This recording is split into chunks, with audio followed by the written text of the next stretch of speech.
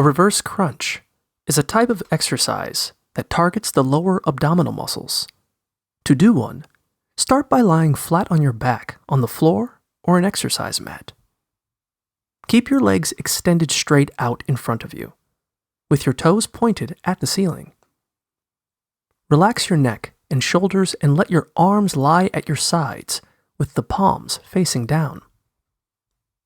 Next, bend your knees and lift your legs so your calves are parallel to the floor, making a 90-degree angle with your thighs.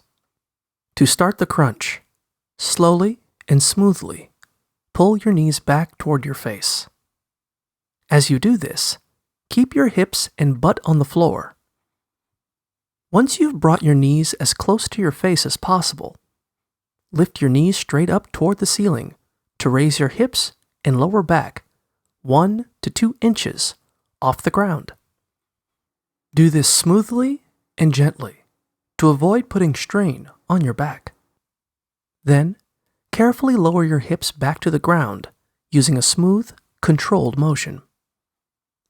Move your legs back into the starting position with your knees facing the ceiling and your calves parallel to the floor.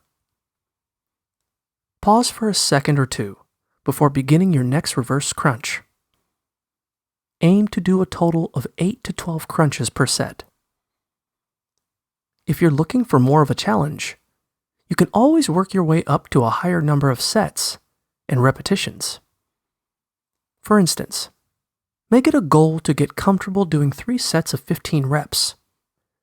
If standard reverse crunches start to feel too easy, boost the intensity level by combining the reverse crunch with a regular crunch. To do this, put your hands behind your head and tighten your core.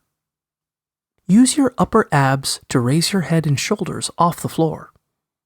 At the same time, use your lower abs to bring your knees toward your face in a reverse crunch. Alternatively, sit on a declined bench, sit-up bench, or sturdy kitchen chair while you do your reverse crunches. Grab the sides of the chair with both hands and use your lower abs to bring your knees up to your chest before slowly lowering them down again.